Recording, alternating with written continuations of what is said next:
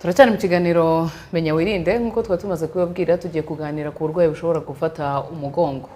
Twahoze tuganira n'ubundi twicaye muri iki cyicaro turimo kureba ingaruka zo kwicara umwanya munini, ariko birashoboka wenda ko atari yo mpamvu yonyine ishobora gutuma umugongo ugira uburwayi runaka cyangwa se ukaba wababara umugongo, kuko ni rumwe mu ngingo zishobora n'ubundi kuba zakubuza wenda kumva ufite amahoro muri wowe, zadindiza business yawe cyangwa se zikaba zanakubuza kujya ku kazi, cyangwa se bikaba byaba nanone impamvu ituma utabasha kwikorera uturimo tumwe na tumwe. Uyu mugongo rero twawubungabunga gute? Niyo mpamvu nanone twakiriye muri menya wirinde, twakiriye Mutabazi Jean de la Paix, ni umuhanga mu bijyanye no kugorora ingingo, ni umuganga. Tubahe ikaze. Murakoze cyane. Twagira ngo wenda dutangire mutubwira ubu mugongo ni izihe ndwara zishobora kuwataka cyangwa se n'ubuhe burwayi umugongo ushobora kugira? Murakoze.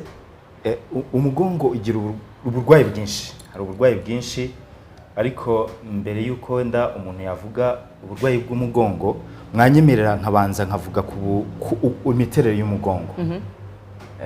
Kuko hari ukuntu umuntu iyo amaze kumenya imiterere y'uko umugongo we uteye ashobora kujya kwa muganga cyangwa se ukajya n'ahandi, ariko nawe ubu ngubu internet yaraje ku buryo ushobora kubona ibisubizo baguhaye,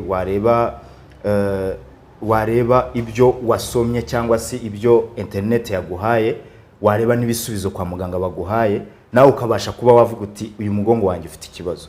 Ubundi umugongo ugizwe n'ibice navuga ko bitatu cyangwa se bine. Impamvu mvuze bitatu cyangwa se bine nuko bitatu ari byo byibanze. Hari igice cyo ruguru ku ijosi kigizwe n'amagufa arindwi ariyo twita cervical arindwi. Hakabaho igice cyo hagati kuva ku gufa rya nyuma, iyo umuntu agize yunamye hari akagufa akoraho, niko ka cervical ya karindwi, kumanura kugera ku rubavu rwa nyuma. No kuvuga kuva aho ngaho kuri thoracic aricyo twita T, kuva kuri rimwe kugera kuri 12. Hagati habamo amagufa 12 ariyo afataho imbavu kugira ngo noneho umuntu abashe ku ibi bice bindi bibashe kuba protected. Hanyuma hakazaho ikindi gice twita lombaire aricyo bita lumbar spine, nacyo kigizwe n'amagufa 5 ari ayo magufa, kandi buri gufa hagati n'igufa n'irindi haza kubamo icyo twita disc. Iyo disc ituma umuntu abasha guhagarara, amagufa ntakoraneho, ituma umuntu abasha kunama, ituma umuntu abasha donc gukora muvuma ariko amagufa atabashije gukoranaho. Hanyuma hakaza ikindi gice cya nyuma gifite amagufa nayo afatanye ho, nta madisk abamo, ariyo haratwicarira, ndetse kuva mu rukenyerero kugeza aho twicarira hari aho bita kuri coccyx cyangwa se ako bita tailbone. Aho twicarira se naho burya ni igice cy'umugongo? Ni igice cy'umugongo nacyo ni continuité, no kuvuga ngo nukuva hano aha ngaha kumanuka kugera aho twicarira, ni umugongo wose, gusa nuko ibyo bice bigenda bitandukanye, kandi buri gice kikagira aho kibasha kugaburira cyangwa se gutuma hamwe hakora. Nukuvuga iki? Nukuvuga ko hano kuri C6 C1 kuri C7 nukuvuga ngo C ni cervical, ya cervical ya magufa arindwi nababwiye ko harimo disc. Aho disc iri hari naho hasohokera imyakura, ni naho hasohokera imyakura ivuye mu ruti rw'umugongo cyangwa se muri moelle épinière, kuko moelle épinière niyo ihuza ubwonko ndetse n'ibindi bice byose by'umubiri. So amakuru rero avuye mu bwonko aca muri moelle épinière, niba sohotse avuga ati wenda se ndashaka gufata ikintu, ubwo urumva ko message iraza nigera hano muri cerveau ihe yamyakurizana mu ukuboko kubashe kugenda.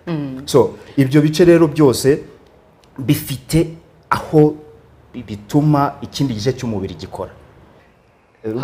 Ahubwo ubwo rero niba ari ibyo uburwayi bushobora gufata umugongo, navuga ngo buremereye kurusha uko ngewe nari ndimo kubivuga, kubera niba bifite uburyo bihana message n'ubwonko, ubwo icyo gihe igice icyo ari cyo cyose cyaba atake cyangwa se cyarwara cyangwa se cyahungabana, ntabwo byaba ari ikintu gikomeye cyane ku mubiri w'umuntu. Ni buhe burwayi bushobora gufata ibyo bice bitandukanye nk'uko mwabidusobanuriye. Yego, ubundi kimwe muri bya bice nababwiye gishobora kuba kurwara n'ibindi bikaba byarwara kubera ko bikorera hamwe.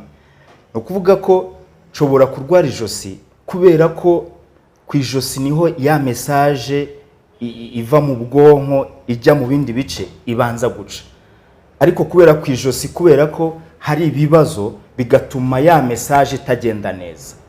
So bumwe mu burwayi rero bukunda gufata cyane, ndagira ngo mbivugeho en detail, ariko maze kuvuga ubwo burwayi nk'uko hari wanakimbajije, hari uburwayi twita ko hari imiterere karemano y'uruti rw'umugongo itangira guhinduka.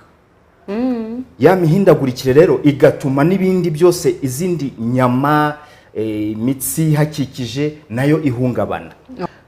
Wenda tutarinjira mu bundi burwayi, tubanze turebere kuri icyo kintu mwari muvuze gishobora guhindura imiterere karemano y'uruti rw'umugongo. Ni iki gishobora kuba cyatuma uruti rw'umugongo wenda rw'umuntu ukuntu rwari ruteye rukaba rwahinduka? Wenda dubanje guhera aha ngaha. Hari ibintu byinshi bishobora gutuma uruti cyangwa se imiterere karemano y'uruti rw'umugongo ishobora guhinduka. Ubundi uruti rw'umugongo nko nabibwiye bira bice byose bifite icyo twita courbure, cover. No kuvuga ya cover uko umwana avutse, uko umuntu agenda kura cyangwa se umwana akiri mu nda, kugira ngo azabe ahagaze neza, hari ibice by'irema bikirema kugira ngo azabe ahagaze, agende ari mukuru, yemye, ariko bitangirira hasi igihe umwana yirema mu nda. Izo courbure rero aho usanga courbure ifite C shape cyangwa se kameze nkaho inyuguti ya C.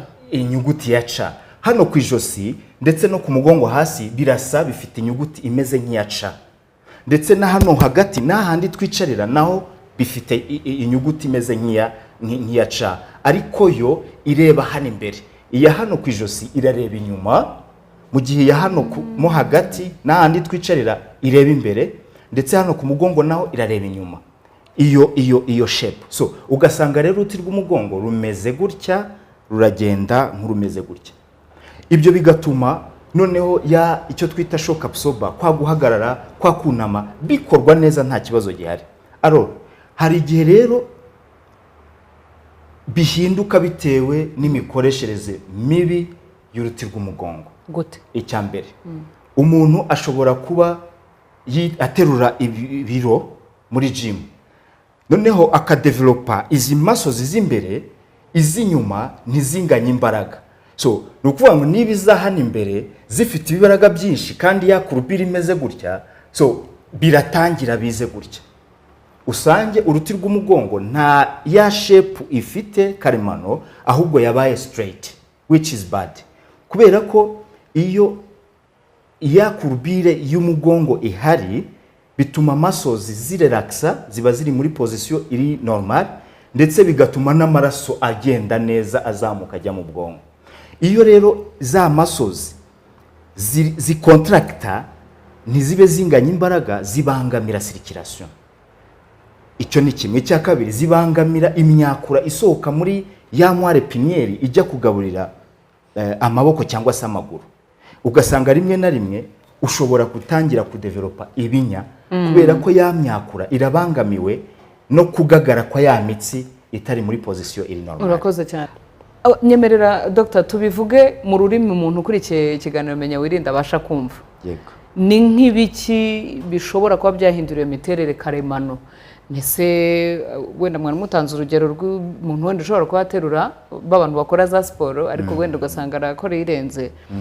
Mutubwire iby'ingero zifatika.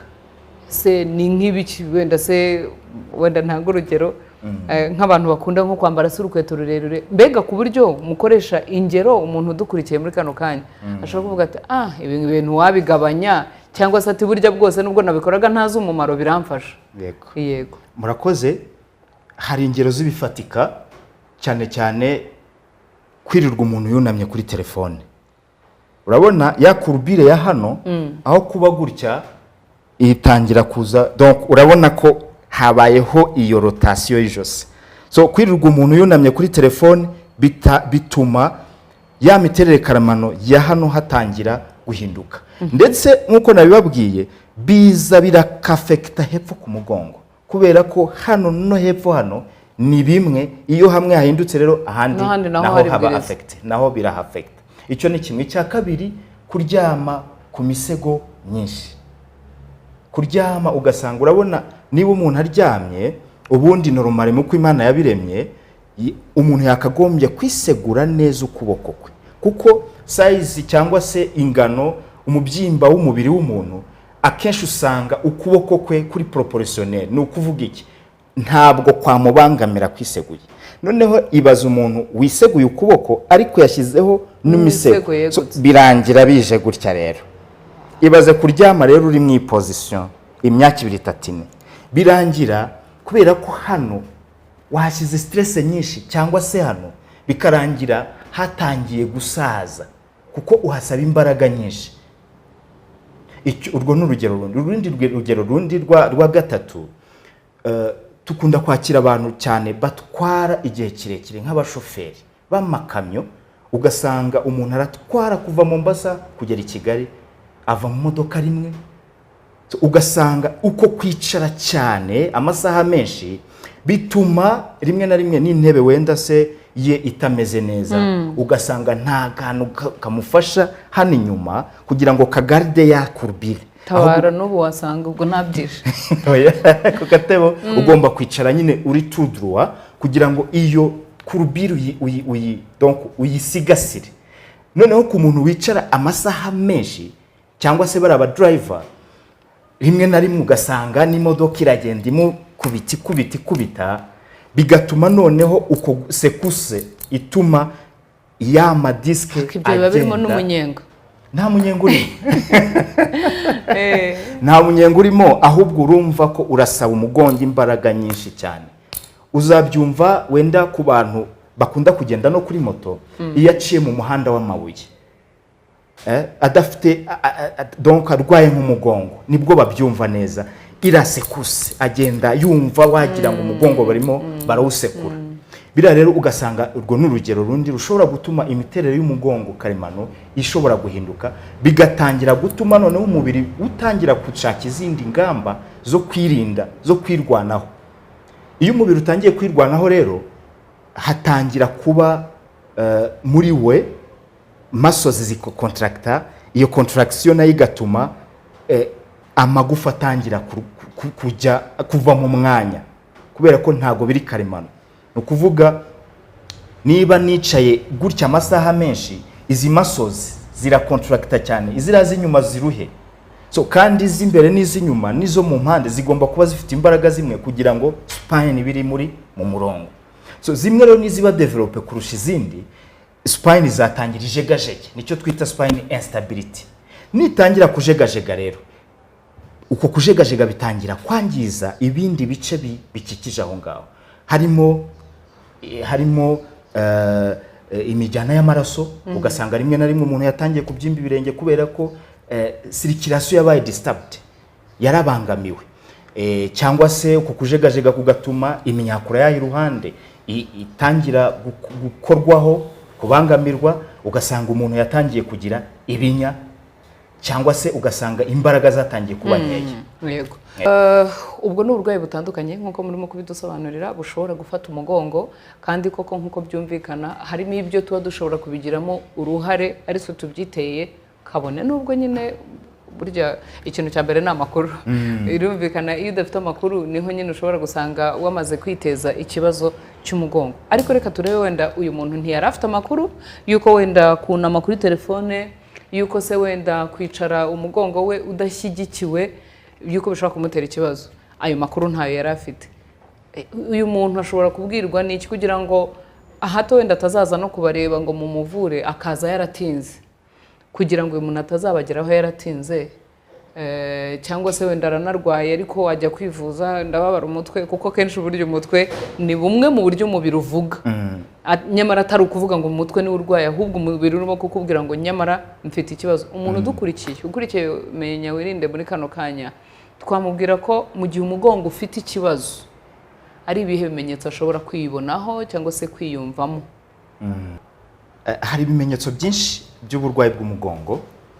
ariko ikimenyetso cya mbere abarwayi bose bahurizaho nka 90% hagati ya 80 na 90% ni ububabare bw'umugongo. Ububabare ugasanga umuntu afite ububabare butandukanye. Hari ukuntu umuntu ashobora kugira ububabare akumva ari bwa bubabare bumeze nk'urushinge umujomba. Hari icyo biba bivuze iyo umuntu aje atubwira ati ububabare ni burajomba. Hari bwa bubabare wumva umugongo arababara ariko uraremereye, hari icyo twebwe ubwo biba bitubwira. Hari bwa bubabare wumva bukamanuka, ni bwa bubabare wumva ku mugongo cyangwa ku ijosi ariko ukumva buramanuka bukaza kugera mu rutugu cyangwa se buraza bukagera mu kiganza. Iyo ni ikimenyetso cya mbere kigaragaza ko umuntu afite ibibazo by'umugongo. Ariko nanone reka nze nkubwire ko hari ibimenyetso bibaho bikagaragara ahandi hantu ariko utababara ku mugongo. Ushobora kubabara urutugu cyangwa se ukababara ikibero ariko ku mugongo utababara. Abo bantu benshi turababona. Yaza akakubwira ati nazengurutse ahantu henshi, yewe bakoze radiography y'ivi, bakora yita ko bakora urutugu, nta kintu babonye ariko still umuntu aracyababara. So, hari test rero dukora ziri special, donc ku buryo umuntu avuga ngo reka ndebe umwakura ugaburira aha hantu aho uturuka niba nta kibazo gihari. Nicyo twita provocation, kuprovoka aho hantu kuko ho ntabwo hagaragaza ko hafite ikibazo ariko wahaprovoka ugasanga hafite ikibazo. So rero ikimenyetso cya mbere ni ububabare. Ikimenyetso cya kabiri ni ukumva ibinya kubera ko ahantu hose haba amaguru cyangwa amaboko kugira ngo wumve hatekanye hameze neza nuko imyakura yo ku mugongo ibimeze neza hanyuma igatuma itanga ya makuru neza. Ibyo binya rero bishobora kuba bijyana no kubutumva neza igice kimwe cy'umubiri cy'akuguru cyangwa se ukuboko, cyangwa se rimwe na rimwe hakaba wakwambara ukumva ahantu ntabwo imyenda yumva kimwe, cyangwa rimwe na rimwe wakaraba amazi ashyushye ukumva hano urakotsa cyane ariko hano ntiyotsa namwe, ariko urumva imyakura cyangwa se tunyangingo dushinzwe kumva ibintu bishyushye hano twaragabanutse imikorere, hano biracyakora neza. So ibyo ni ibimenyetso bimwe ushobora gutangira kumva ku mugongo. Ariko ikimenyetso kindi gikomeye ni ukuba ushobora gukora muvuma cyangwa se position imwe, kuva muri position imwe ujya mu yindi, umugongo kanga ukumva umugongo urabrotse, washaka guhaguruka ukumva ni ikibazo. Wajya kwambara ugiye nko gushyiramo ishati ukumva hano harabroka. Ibyo ni ibimenyetso bigaragaza ko umugongo wawe ufite ikibazo kiri serious. Iyo byatangiye kugera mu kuba wava muri position ujya mu yindi bikabanza kugorana, icyo gihe bivuze ko imyakura yabaye affected, bigera naho imitsi cyangwa se imyakura itangira gutakaza ubushobozi bw'imbaraga kugira ngo ubashe kuva muri position ujye mu yindi. Ntago wenda umuntu yajya muri ubwo burwayi bwose bushobora gufata umugongo ngo byose tugenda tuganira tureba ngo ni gute yabungabunga cyangwa se yakwirinda ubwo burwayi, ariko hari ikintu mwavuze kuri buri gufa aho rihurira n'irindi hari disc. Kenshi dukunda kumva nk'umuntu wenda yarwaye umugongo igihe kinini cyangwa se wenda babara cyane, yakwisuzumisha bakamubwira ngo disc zagize ikibazo. Umuntu wenda yatekereza nko kuzishyira mu myumvire ya disc, umuntu yumva kavuga ati disc se zashize ko byaba ari hataje. Izi disc zo mu mugongo ko nazo hamugani urumva zituma amagufa adakozanyaho, zituma amagufa atatsikamira yandi, ibintu nk'ibyo. Izi disc hari uburyo umuntu aba ashobora kuba yazibungabunga ku buryo zitagira ikibazo? Baje ikibazo cyiza. Disc hari nabaza akwamubwira ati burya disc yawe runaka niyi ifite ikibazo, ukabona aratangaye akavuga ati no je nari nzi ko imodoka ari yigira disc. Donc natwe rero tugira disc zituma ayo magufa adakoranaho. Anaricyo kibazo ku barwayi benshi usanga bafite ikibazo cya disc, akenshi usanga bari ibintu yatindanye kubera ko bitangira ari bwabo bare bworoshye, umugongo ukagenda wirwana agakomeza agakora ibintu byinshi ya siporo byinshi ngo arimo arikiza, ahubwo hari bimwe ugasanga birabyangiriza. niyo mpamvu umuntu niba afite ikibazo cy'umugongo ifo ko abanza akareba muganga, akareba muri general practitioner, akajya muri kinese, akajya ku orthopedi, akamurebera impamvu. Kubera ko uko umuntu agenda atinda noneho bigenda byototera na za disc. So disc rero kuzirinda birashoboka. Birashoboka. Icya mbere nuko ugomba kwicara neza. Twabivuzeho ubushize, ukicara uri studroit ku buryo nyine ubasha gusigasira ya miterere y'umugongo ku buryo kurubiru zisigasira. Icyo ni icya mbere, kwicara neza, kandi nanone ukicara igihe kitarenze nibura hagati y'iminota 45 n'isaha.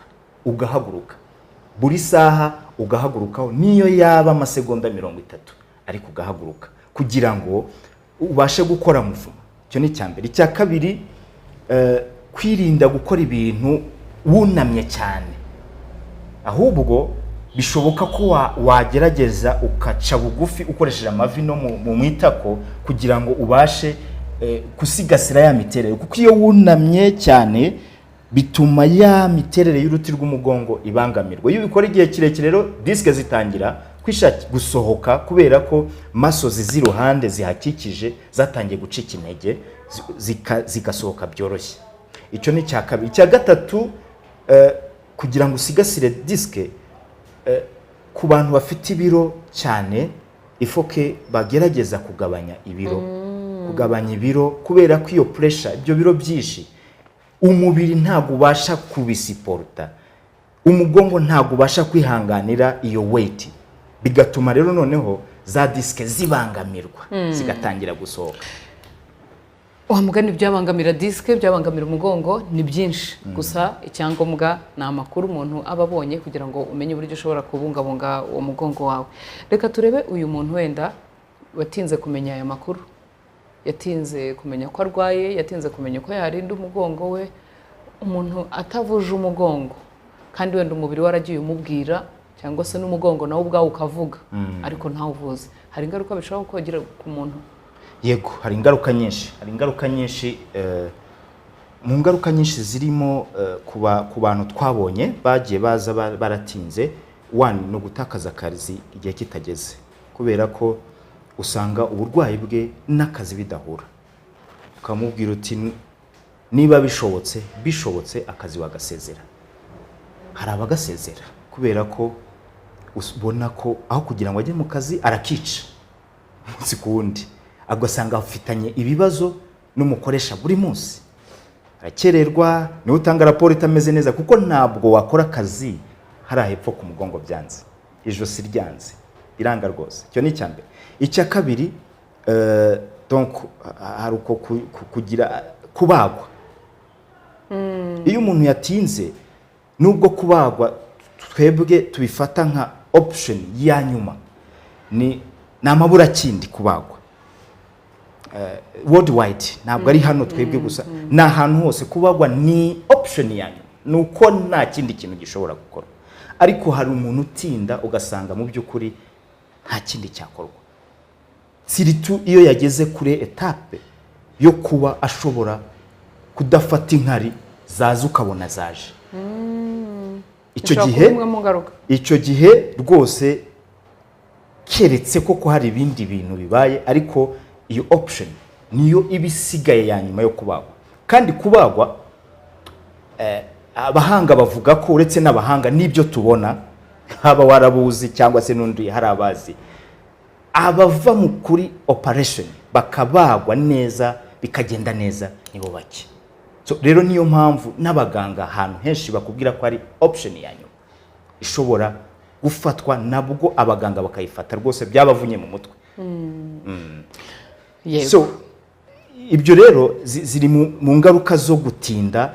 Ariko n'indi ngaruka nanone yo gutinda, nkatwe dukora physio, nuko uko umuntu atinda niko tumutindana, atari uko tubishaka, nuko tugomba gukurikiza inzira byaciyemo. Ntabwo umuntu umaze imyaka 35 ababara umugongo adashaka kwivuza, ntabwo twamuvura mu kwezi kumwe, hari igihe bifata amezi 3 na 5. So biba bisaba rero kugira ngo yihangane avurwe, kuko ibyo bintu biba byaramaze nabwo igihe kirekire. Yego.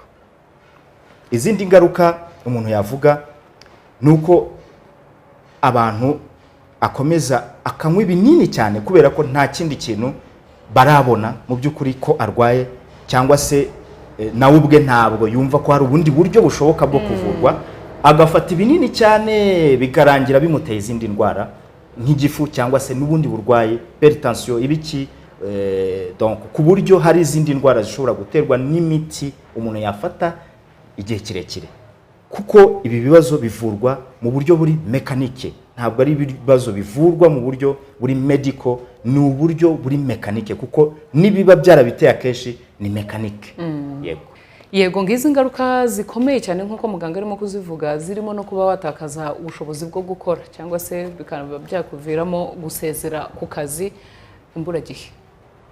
Ese ko twumva ingaruka ari nyinshi, kandi nk'uko mwabitubwiye muri iki kiganiro Menya Wirinde cy'uyu munsi, kurinda umugongo bishoboka ndetse n'ubuvuzi nabwo buhari, ibi byose mubihuje mukanabihuza n'ubu buremere bw'ingaruka nk'uko mubitubwiye, muratugira nama ki? Murakoze. Inama ikomeye ku murwayi bw'umugongo ni ukuba active, ukuticara hamwe igihe kirekire, ni ukuryama neza, ukaryama kuri matera nziza, ukirinda kwisegura imisego myinshi, cyangwa se byabana byiza ntiwisegura umusego, ukisegura donc ukuboko kwawe, kwambara inkweto nziza ku badamu ziri orthopedic, zitari ndende cyane, zitameze nk'imisumari, kugabanya ibiro, gukora sport ya marche, kwiruka. Yo hajemo kwiruka ubwo tureba n'ibindi, kuvuga ngo ese wemerewe kwiruka, nta bindi bibazo waba ufite by'amavi, kuko marche yo iremewe, usanga yemewe niyo waba ufite ibibazo by'amavi n'ibindi, ariko kwiruka niba ubona nta bibazo by'amavi ufite cyangwa se ibindi bibazo, ukakora marche ihoraho y'amasaha 3 mu cyumweru nibura, no kuvuga 3 mu cyumweru igihe ukoze marche isaha imwe. Donc icyo ni ikintu.